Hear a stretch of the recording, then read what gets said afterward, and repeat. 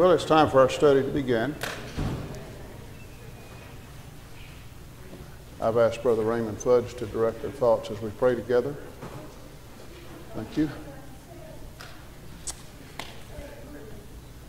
Raymond, would you lead us, please? Bow with me, please. Our Father in heaven, we're thankful for this opportunity we have to once again assemble and study from your word. We pray, Father, that each and everything we do today will be in harmony with your will. We ask that you be with Brother Leon as he presents the lesson to us.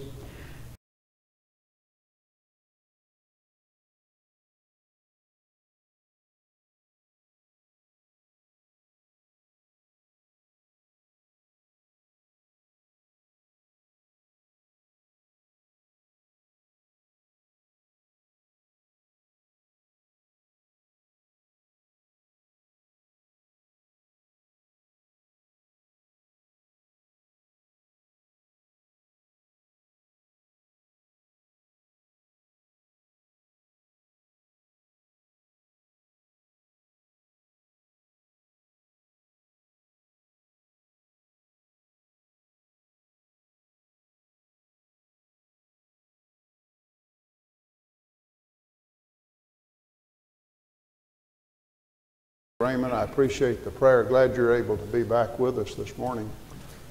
And we do want to pray for those that are in harm's way in terms of the path of the storm. And there are so many that we know. We want to pray for them, and we want to pray for those that we don't know as well. And we have visitors this morning that are here because of the approaching hurricane. So good to see everyone this morning. What we're going to do, we're in the book of Nehemiah, and last time we covered chapter 12.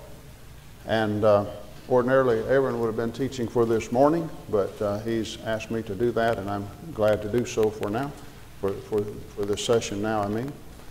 And we covered chapter 12. The first order of business is to answer questions. I know that some of our visitors will need a copy. And could I just see a show of hands if you need a copy of the questions? Would you raise your hand, please? And here's what we need to do. Raise your hand good and high. Anybody? On this side, anybody? Do y'all have a copy? You already do? Does everybody have a copy? Bill, you have nothing to do. That's it. All right, we do. We do need. Bill, you sat down too quickly. Raise your hand. Okay, there we go. Anybody else? Don't be bashful. I had Sue frantically run off a dozen copies for me because I thought we'd need some more. Anybody else? Thank you, Sue, for doing that. And here are your extra copies, Bill.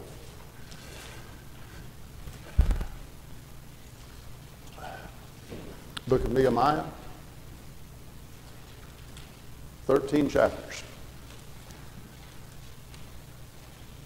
The book of Nehemiah is in that period of time that if we're not careful, we don't study as much as other parts of God's Word. But what we do need all the more to remind ourselves is how important this period is. And Tom, I'm going to interrupt myself. I just looked over and saw you and Deborah Baggett there, and I have to just stop and say we're so glad to have you all this morning after such an extended time away from us. I want to acknowledge that. Could we quickly turn to Jeremiah once again? We've looked at this passage really several times. But in Jeremiah chapter 16, when you see something from the divine perspective, when you see something from God's perspective, it is helpful. And this is showing what this period of time was from God's perspective. Jeremiah 16, verse 14 and 15. Aaron, could I get you to read that for me, please? Therefore, behold, the days are coming, says the Lord, and it shall no more be said, the Lord lives, who brought up the children of Israel from the land of Egypt. But the Lord lives, who brought up the children of Israel from the land of the north, from all the lands where he had driven them,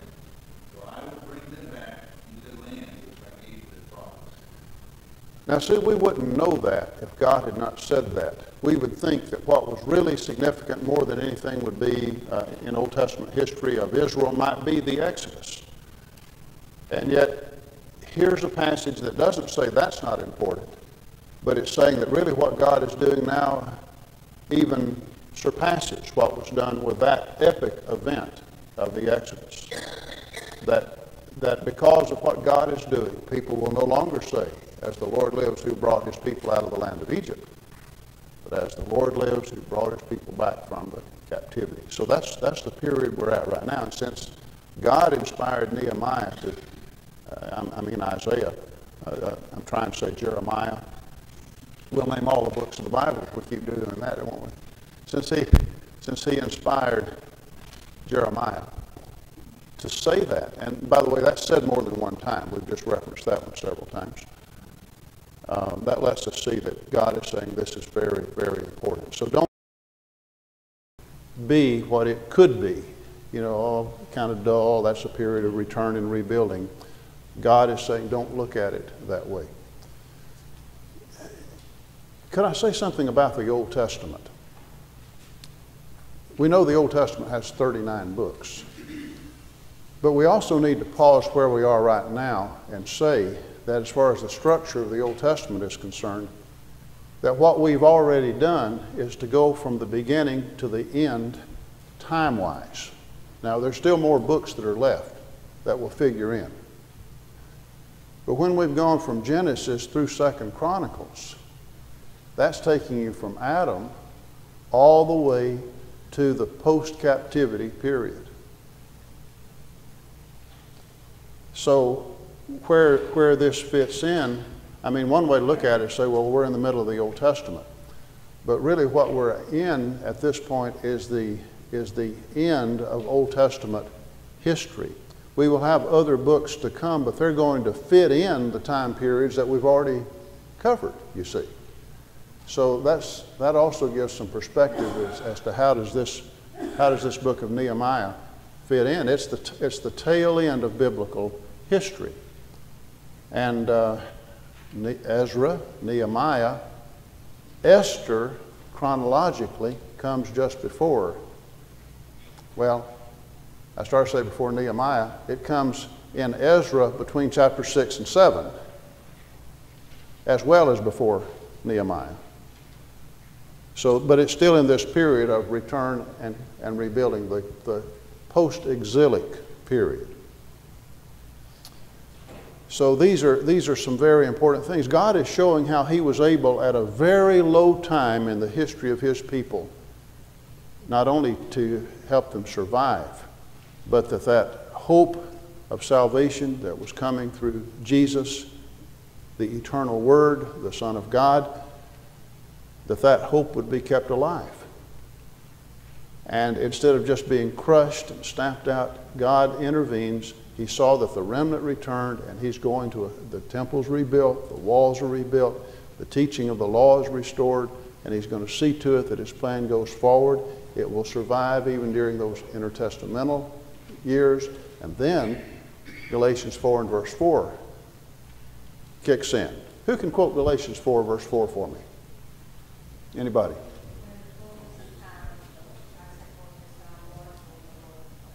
Okay, the fullness of the time. But when we're at Nehemiah, where, as I say, chronologically speaking, in terms of the biblical timeline, we're at that point where we're running out of time. And when we're in Nehemiah, we start out with the year 432. You'll be looking in chapter 13, and Nehemiah takes it another 11 or 12 years beyond that, which brings us to about 433, 432 in Nehemiah chapter 13, verse 6, and even takes it after, coming a little bit after that, because that's when he goes back to Persia. Then after a while, after many days, then he comes back. So we're very close to the end of that period when we're in Nehemiah. And it is thrilling to me to study how God intervened and what God did. That's what we need to see throughout this book. Nehemiah will say, "The hand of my God was upon me." God's hand was upon us for good. And there's so much about prayer in this book, so much about dependence upon God. So God who spoke will always do what he promised. God who made the promises will always fulfill those promises. And so Nehemiah is just another, did I say, building block in that foundation. It's another great book that underscores, like Hebrews 10 verse 23 says, that what he has promised, he is faithful to perform. So the faithfulness of God to his covenant. I mean, things might have looked just terrible and did look terrible. But even if God's people were unfaithful, God was faithful. And he was faithful to his covenant. And so that's why we need to give Nehemiah and books like that the kind of attention that they deserve. Now, Becca, I made a notation that you took the last question last time, but you weren't sitting here. See, that's sneaky. I mean, how can you expect that I could call on the next person when you change the whole section you're sitting at? And see, I mean, now I've got to go off. So where were you sitting? Back row, back here. Charlene, did you get one last time? Did you take a question? Greg, did you? You did? Nancy, did you? Charlene, you're the suspect. All right, we're on question number 8. Question number 8, which says, does chapter 12, 1 through 7, and go from there.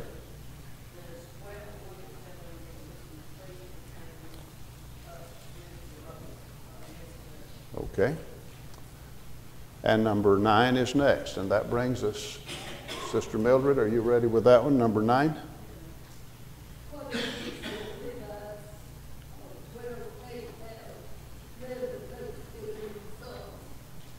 Okay. Now, the Levites had lots of duties. They had lots of responsibilities. What these that are mentioned here, what is specified is that they led Thanksgiving psalms. And there are lots of other psalms. There's other kinds of psalms. But they led Thanksgiving psalms, songs of thanksgiving. So there are kind of some specific things that they were responsible for. Number 10 is next. Is Darius called a Persian? Yes.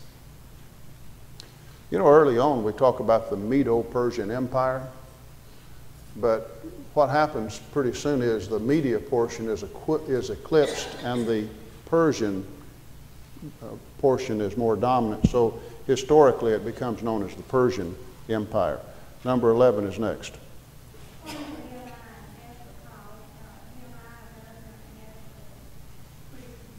Okay, good. So we pause here to say that in Charlene's question, did you notice that she said Zerubbabel? You notice that? She said Zerubbabel. She even pronounced it correctly. Which is amazing. I mean, I'm kidding. But she started with Zerubbabel. How do we date Zerubbabel? What return? Now, there were 3 returns. Where does Zerubbabel fit in? First. All right, I heard several say first. That's correct. That's correct. So we see the first return 536 BC.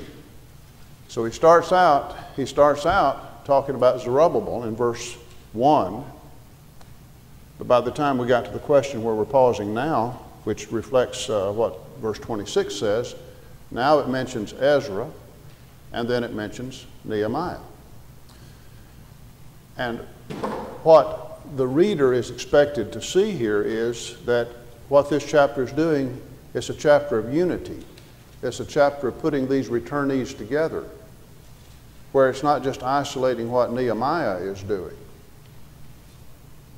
but it is Zerubbabel, Ezra, Nehemiah. And so before we go on to the dedication of the wall and the 2 groups that are going to go one way and the other, and end up together as we traced it last time in chapter 12, and I know if you weren't with us last time, you may not be familiar with that yet. But before that part is done, there's the unity of the returnees. Only a remnant returned. Numerically, just round it off and say about 50,000. So that's not all that many, but through these that return, God wants them to look at, does anybody remember what Jeremiah said about the second group that was taken in 597 when, what do you see, Jeremiah? And there's a basket of figs. 2 figs. Good figs that's right, the good figs are taken, the bad figs are left behind. The good figs that are taken, again, that's going to be the 597 invasion specifically that one's talking about. But the point of it is, it's those, as that context goes on to talk about, that he would bring back, that he's going to accomplish his purpose with. So these people are to look at themselves as being the good figs. These are the ones that God's going to fulfill his purpose with. But as Nehemiah is doing that, he's bringing this all together, starting with Zerubbabel, ending up with Ezra and himself, Nehemiah. So that's what you've got here, these returnees that stretch from what Zerubbabel brought back and bringing it down to the present time to those that lived in the days, verse 26, bringing it on down to Nehemiah and Ezra. So I want you to see that. That brings us to number 12.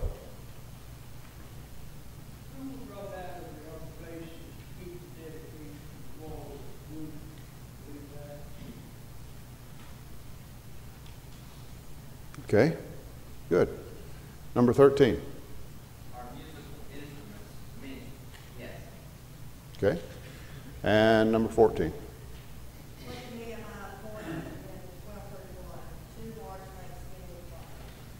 Okay. And number 15.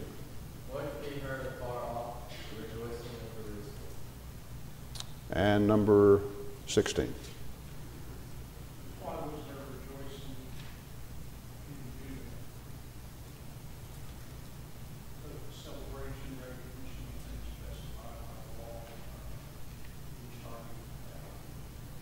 Okay. And notice specifically, for Judah rejoiced over the priests and Levites who ministered, rejoicing over those who were ministering, which I thought was interesting. Number 17 is next. How are the singers and porters, the Levites and the priests the same? All these are obeyed portions, the singers, the leaders, and each shade of fire. Okay, and we're going to pause there on our questions because that's the last one there. Again, what you have in this situation, in the 12th chapter, the list of priests and Levites who returned, with Zerubbabel, Jeshua the high priest. Again, by the time you bring it on down to verse 26, as we've said, to the present time.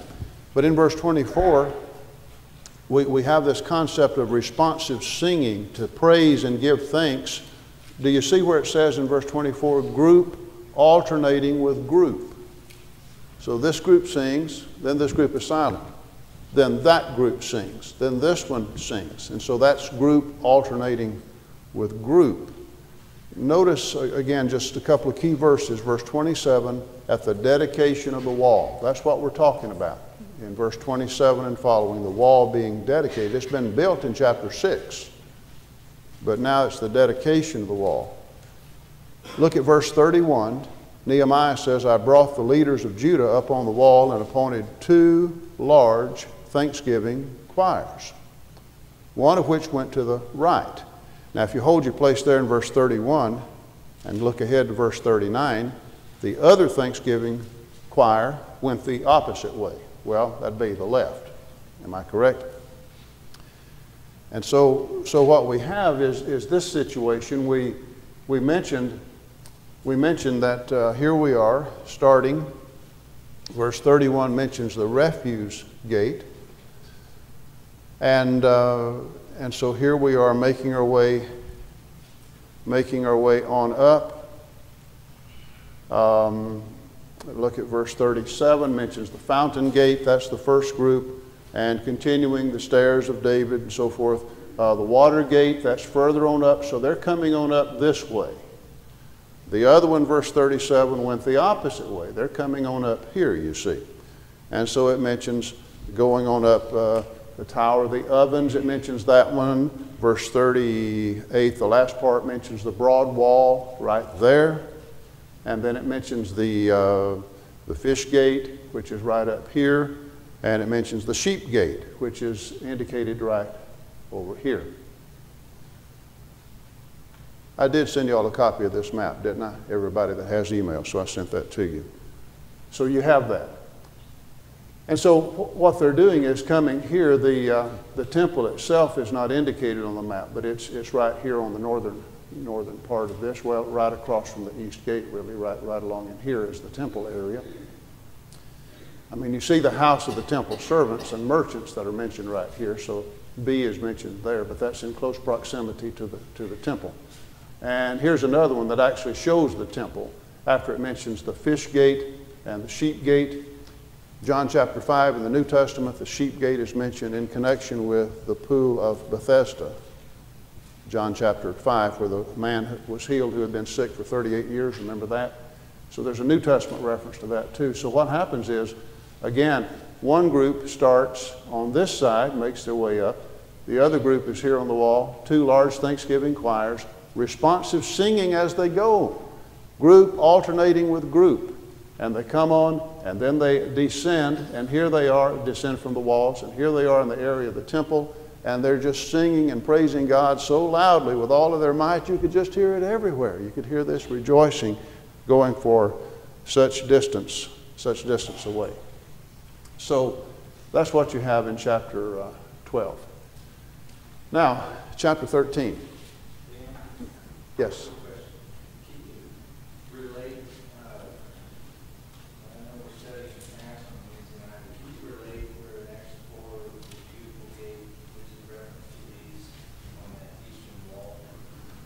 Where the Jews were like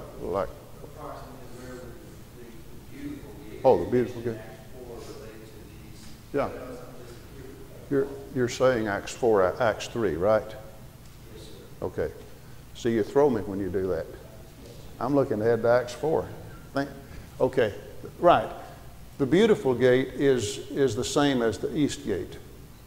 The beautiful gate is identified as the east gate. So like in Acts 3, Wednesday night, when we were studying that this past Wednesday night, Peter and John were going to the temple. They were going to the beautiful gate to the temple area, which, like we said, is the whole temple mount, not just where the temple was. But yeah, this would be Acts chapter 3 right there. So you've got Acts 3 to bring in with this. You've got John 5 to bring in with the sheep gate up there. So yeah, that's good. Thank you for that. So that gives us another chance to relate something here. We're learning here to the New Testament period. Thank you. Anything else on chapter 12 or where we're at right now? Anybody? Anyone? Okay, well, let's look to chapter 13 then. That's our last chapter. Can you believe it? And so we're going to be starting the book of Esther, which is going to be another great study. And I'm looking forward to that coming up right away. Coming up next. Of course, next Sunday will be our gospel meeting, you understand. But then our classes will resume after that. And then we'll be continuing with our studies. I just have before me right here the New King James Version. Jonathan, what do you have? The ESV? How does verse 1 read? On that day they read from the book of Moses in the hearing of the people, and in it was found written that no Ammonite or Moabite should ever enter the assembly of God. Okay. How does the New American Standard read there, Hank? How do we start out the chapter? On that day, they read aloud from the book of Moses in the hearing. Now, typically, the most obvious thing you would do is to identify this with what we have just covered on that day.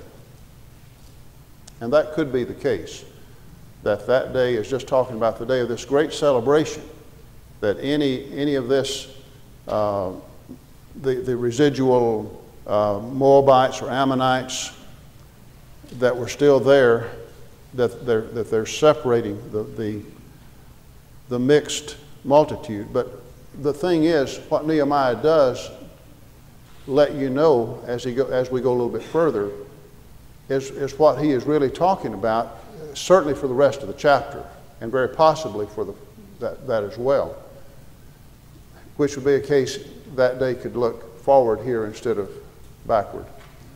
What he talks about is, like the wording in verse 4, now before this. Do you see that in verse 4? Now before this. And then drop down to verse 6, which is really where I'm leading to. In verse 6, I'm in Nehemiah 13, verse 6. But during all this, I was not in Jerusalem. For in the 32nd year of Artaxerxes, king of Babylon, I had returned to the king. Then, after certain days, I had obtained leave from the king. So let's just let that verse orient us as to what this chapter is doing. The main point in this chapter is telling you that here at this point, Nehemiah has gone back to Persia. Then time goes by. Then when he comes back, here are all the things that have to be corrected. That's really what this chapter is doing. All I'm saying is that that might also include the first 3 verses. I think for sure it includes verse 4 and following, but it might include the first 3 verses as well. So just bear that in mind. By the way, this is a good passage to think in terms of God overruling for good when evil was meant. I mean, did Balaam put himself in a position for his love of the hire of wrongdoing? Did he put himself in the position that had things taken their normal course, he would have actually made a prophetic curse against Israel? I mean, on his part, did he put himself in that position that would happen? He did. Even changed places 4 or 5 times, see, maybe it'll work over here. Try that place. But notice the wording in the latter part of verse 2. What does it say? God turned the curse into a blessing. Our God is sovereign. And even though the king of Moab, Balak, went to great pains and effort and expense and promise of more to have a prophetic curse pronounced upon the people of God so that they would go down in calamity, that they would be defeated, God would not let that happen. And in the book of Numbers, in that section, it's not at all funny. But what comes out of his mouth is, he ends up saying, how can I curse whom God has blessed? God is not a man that he should lie or repent. He has sworn he will bless Israel. That's what he's going to do. So that's the kind of thing that is coming out. Let me die the death of the righteous. Let my last end be like his. The Spirit of God, you see, took over. God turned the curse into a blessing. And let me suggest to you that that's one application. Could I give you a passage of Psalm 76 and verse 10? Psalm 76 and verse 10, which is a passage that talks about how great God is. Says something quite unusual there. It says, the wrath of man shall praise you, and the residue of wrath thou shalt restrain.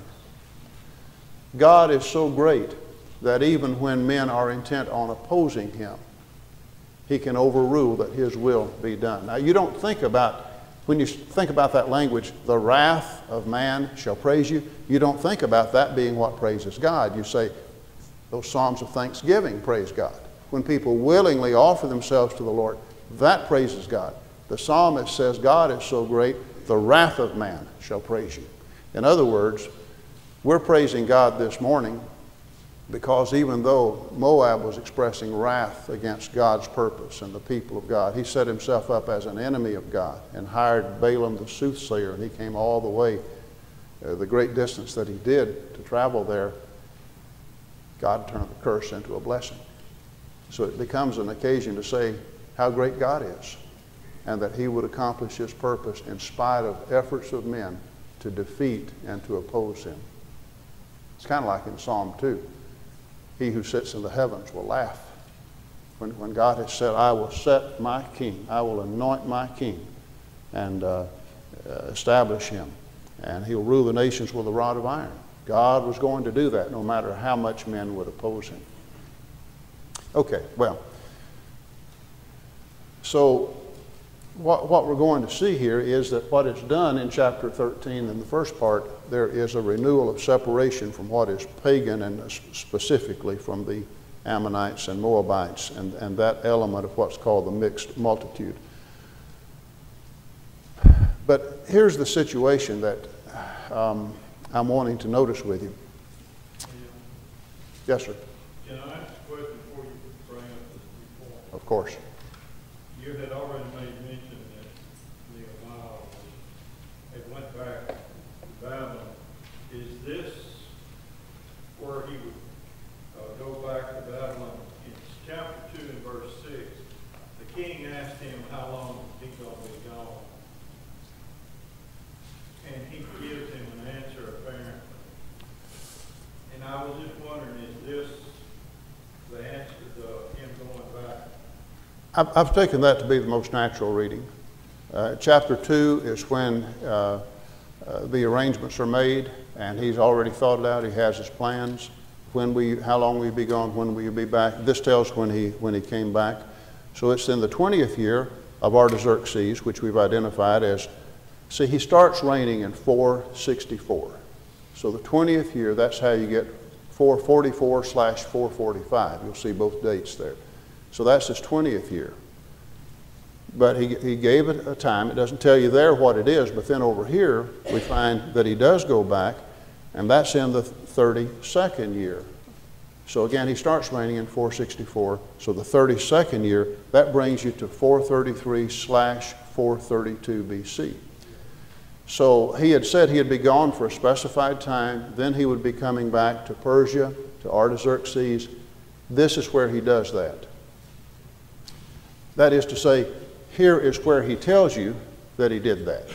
I mean, what it's really talking about is not what I did when I was there, anything like that. It says I had returned, so there's a period where I was gone, then I came back, and here's what I found when I got back.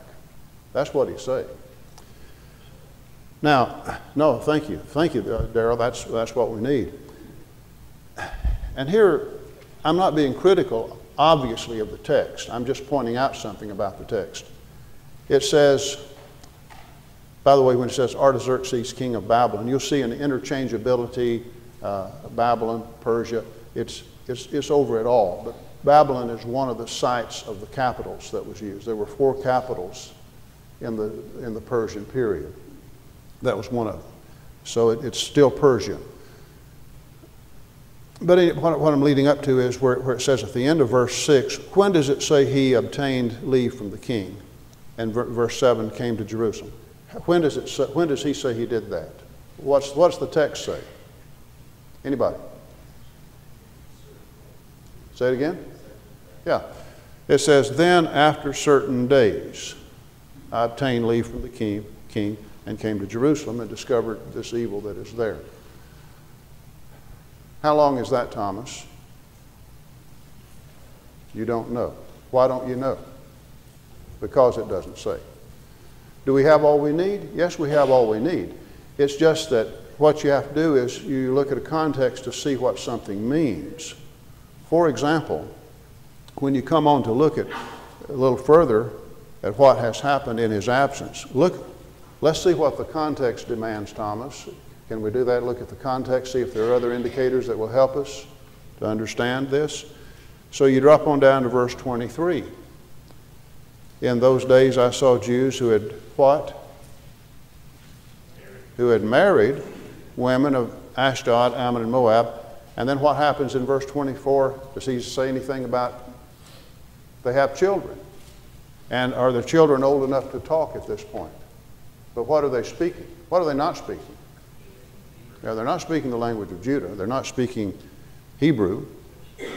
They're speaking, spoke the language of one or the other of the people. Now, why am I going to this verse right now, these two verses? Because that tells you after certain days what that means.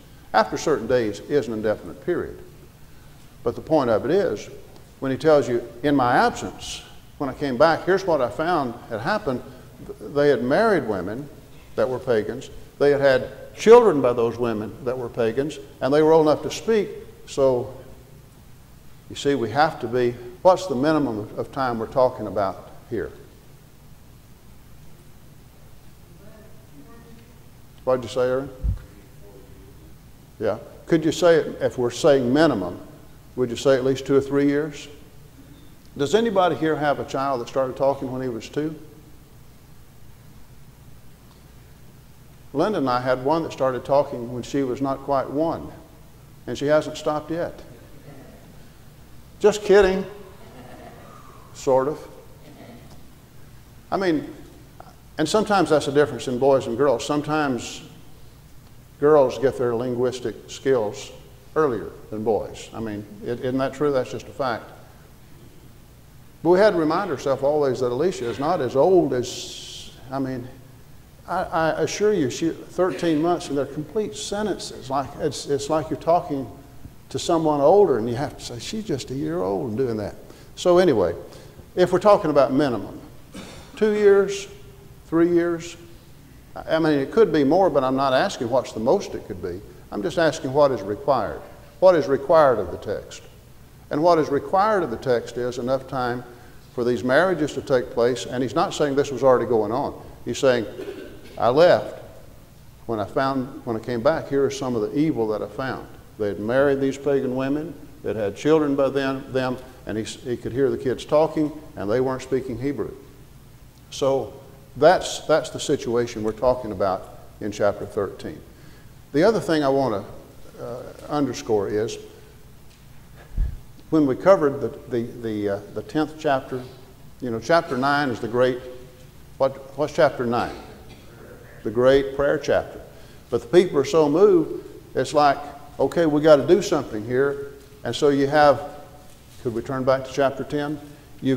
What you've got is, you've got the first 27 verses, starting with Nehemiah.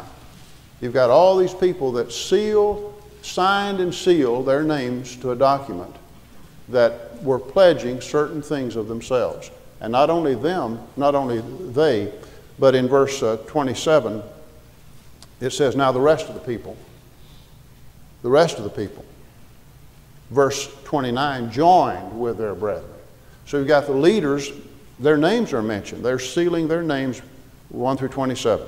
The rest of the people, 28 and 29. Well, what is this? What are they sealing their names to? What are the rest of the people doing? And 29, that they're going to observe and do all the commandments of the Lord our God. Well, that's a good thing, to just say we're going to obey God. But what does that mean? So you got the general promise, then you've got the specifics. The specifics were 3 areas. Number 1, verse 39, is the home. We would not give our daughters as wives to the people of the land, nor take their daughters for our sons. We're signing our, we won't do that. We won't marry these pagans. Number 1, we'll honor God in our home. Number 2, in our businesses, we will observe the Sabbath day. That's verse 31. Number 3, when it comes to worship and all that's involved in that, we will do what the law requires. Coming down to the very end of verse 39, we will not neglect the house of our God. So, do you see what we have here? We have a pledge to do all the Lord has spoken. But in pulling these things out, Nehemiah is especially looking at things he's had to correct. That is, in the 10th chapter, these are things that they had to work on. You know, remember Ezra also. Ezra's the one that plucked his beard out, and he's pulling his hair because of his grief. And so in the Ezra 10, we've got all these people that are putting away these pagan wives. Remember that? That's Ezra 10, 9 and 10. So this pledge reflects their learning from their mistakes and sins. Not marry the pagans, observe the Sabbath, not neglect the house of God. That means the offerings, the finances, who's going to do the wood, we're drawing lots for that. But all that's involved in the worship system, we're going to do that. The home, business, worship. Those three things. That's chapter 10. And they have signed their names to it. They said, yes, we're going to do these things, and go forward. And this is really, really good. In the 13th chapter, there are 3 specific things that Nehemiah has to correct. Guess what they are? Number 1, the mixed marriages. Number 2, violating the Sabbath. Number 3, they were neglecting the house of the Lord. Good intentions are wonderful. Great resolves of heart are wonderful. Talking it up is good. If you don't follow through on what you say you will do,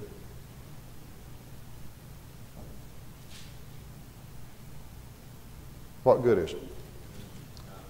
So in what they promised the Lord that they would do in their relationship to Him, they didn't do. Now, there's always reasons. You know, there are really no reasons, but there are always reasons why people do what they do.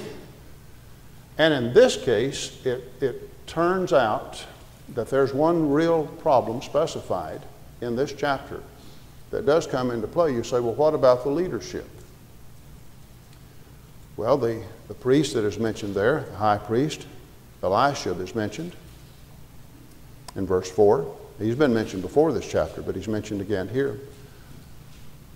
But there are 2 characters that throughout Nehemiah have just been dead set against what the Lord was doing. They've been opposing God. They've been opposing Nehemiah. They've used trickery, dishonesty, bribery, everything they could to throw a roadblock. And one of those is Tobiah. And the other one, his name is Sanballat. So what's happened is that Eliashib, having authority over the storerooms of the house of God, was allied with Tobiah. And so through this alliance, what's happened is Tobiah actually has a room in the house of God. Now, you see, you've got the temple, but you also have these other rooms where things would be stored that would be used in the temple. And it's like an area is cleared out. Somebody had suggested he might even have a whole suite. But the idea is, here is Tobiah, who's opposed all of this, and Eliashib had set him up in his own quarters there.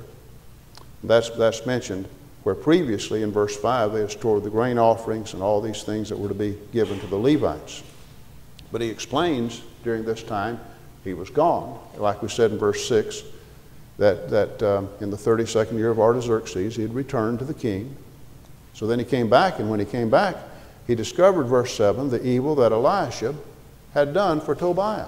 So he's holding Eliashib, the priest, responsible in preparing a room for him in the courts of the house of God. Now, Nehemiah doesn't say, well, you know, maybe we should call a committee to look into this. Have you noticed, and I'm not a political person, have you noticed how little I say about politics?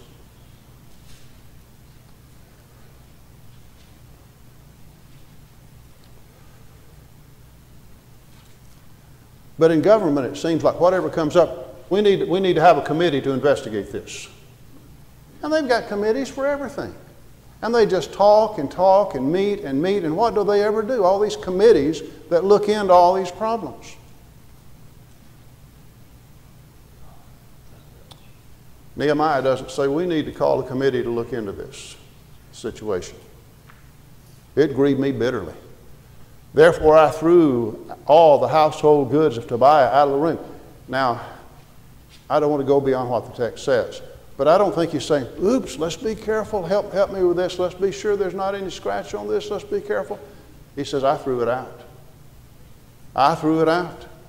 And I commanded them to cleanse the rooms, and I brought back into them the articles of the house of God, grain offering, frankincense.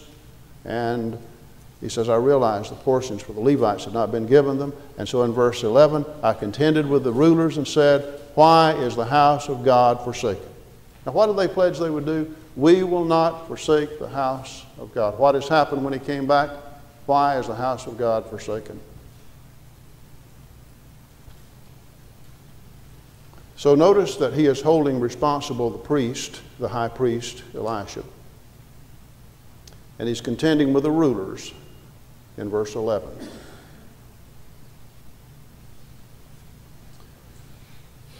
This is just an observation, and I'm not trying to be critical of Nehemiah. But they already had rulers when Nehemiah was there. They already had a high priest when Nehemiah was there. That's not the thing that changed. What changed is when Nehemiah went back home is there wasn't somebody else on the scene doing what Nehemiah had done. Does that make sense?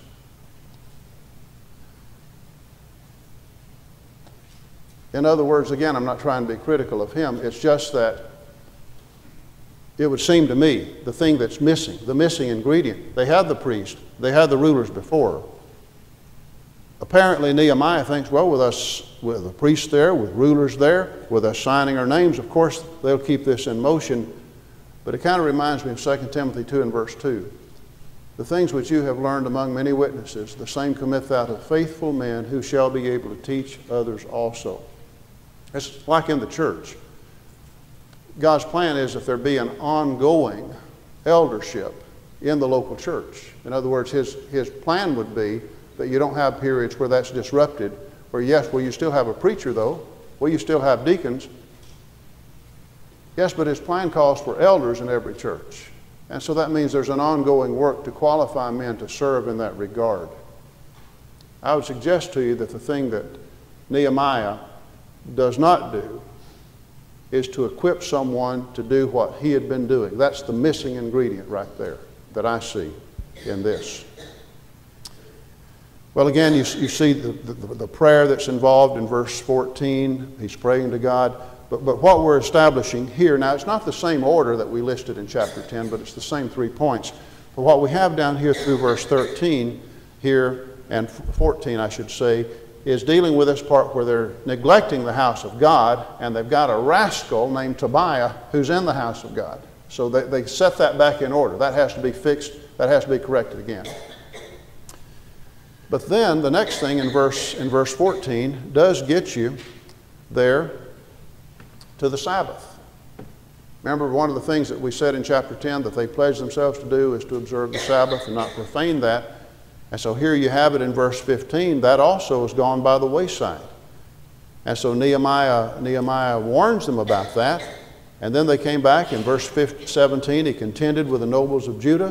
What evil thing is this that you do, that you profane the Sabbath?